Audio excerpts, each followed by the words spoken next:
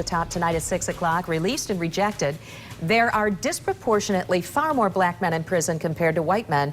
The numbers have shown that for a long time.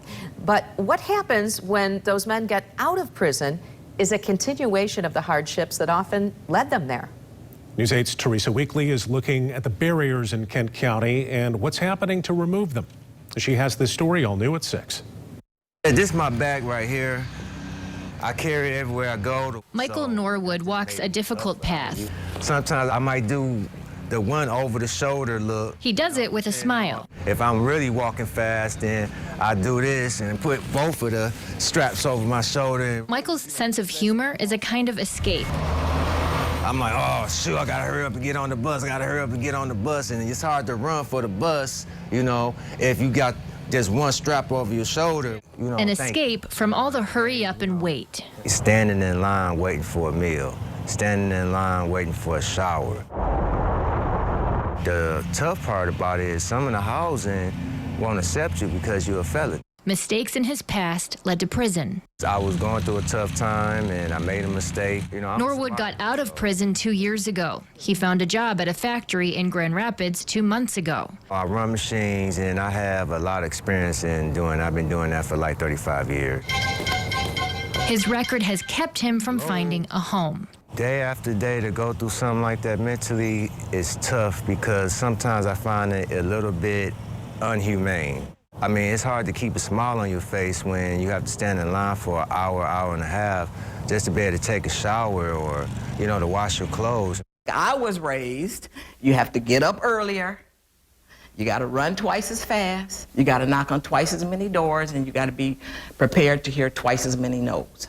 Deborah Clanton knows the challenges people face after prison. She was a magistrate in Kent County for more than 20 years.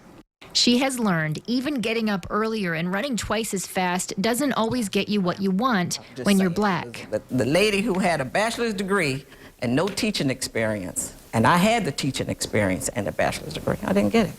Plus, I came to the interview with a program to implement. Well, they didn't hire me, they hired her. We all worked in the prison, and they implemented my program. So, that's the way it worked. Clanton saw a similar pattern during her time on probate court. White clients would come in and they'd have felonies, and they didn't have as much of a problem getting a job as African Americans who had felonies. National statistics show how big the gap is between black men and white men coming out of prison looking for work. Clanton and Elijah Libet have worked to help people of color overcome those roadblocks. Libet owns a business on the southeast side of Grand Rapids. He spent decades in prison. I went to prison in '88 and I got out in 2003. Now he mentors people in his neighborhood. Libet facilitates meetings through the CLEAR program with Grand Rapids Police with funding from the Department of Corrections. If we can't help them, then they're going back, and it's that simple. If you ain't got a job, your PO is on your back. Now we are dealing with every parole officer in the city of Grand Rapids. We're building a relationship with them. Okay, because he had left. The relationships from this program have helped make finding a job a lot easier for anyone with a felony, regardless of race. In 1998, more than 45% of inmates released from prison ended up back in the system within 3 years. With the help of programs like CLEAR, data from the state shows that number is down to less than 27%, the lowest in state history and among the lowest in the country. We're looking for landlords. We're looking for landlords to help us fill this huge concern and problem that we have as a city. But we're Ben also Rosa helping helps people with felonies find work and a place to live in Grand Rapids. He's seen progress for employment, but not housing. We have landlords that charge $700 to $800 a month for a room, not an apartment, for a room for people coming out of incarceration. Now that is just absurd. It's worse for men of color. They are coming out of prison in greater numbers. 70% of the parolees who go through Rose's program are black. He says landlords should not shy away from becoming part of the solution. If we're successful in working with these individuals with jobs and housing, they're less likely to break into your house. They're less likely to do X, Y, Z and go back to prison. there are measures in place to protect landlords who join programs to rent to people with felonies if the tenants don't hold up their end of the deal. With this program, we have the authorities on our side. If they have any issues, then they're out of there. Todd Wright has been a landlord with the Michigan Department of Corrections Offender Success Housing Program for 2 years.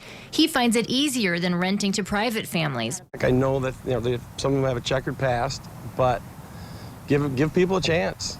The numbers support Todd's experience. MDOC released new data this month from 2019 for the region that includes Kent County. It shows 80% of the parolees in the program who entered housing were successful. Out of more than 400 participants, the department removed 74 of them. Most of those removals were for reasons that had nothing to do with their behavior in the home. Gotta keep this. You smell good. Michael Norwood has his attic, his garage, his closet, all in this bag. So got a nice speaker. He packs it up every day and searches for an electrical outlet. Oh, everybody call. He doesn't want to miss that phone call from someone willing to give him a chance to find a real escape. I had to understand how to fly, but when you're trying to fly, somebody is trying to, you gotta be able to let my wing go, let my back shoulder go, I don't need all of that. Right, I usually just walk. The state does not break down employment or housing records by race when it comes to people with felonies. We do know that the demand for public housing already far exceeds the supply before you even take into account people getting out of prison, Sue. Wow, Teresa, so how do you take public housing rules into all of this? Well, we know there are safety concerns. Criminal record exclusions in public housing, though, seem to embrace a widespread belief in this country that people who have broken the law don't deserve a second chance. They also don't take into account how much more difficult it is to follow the law when you're living on the streets, making it even more difficult to qualify for public housing. Right. Wow. Important issue. Certainly Teresa is. Weekly, thank you.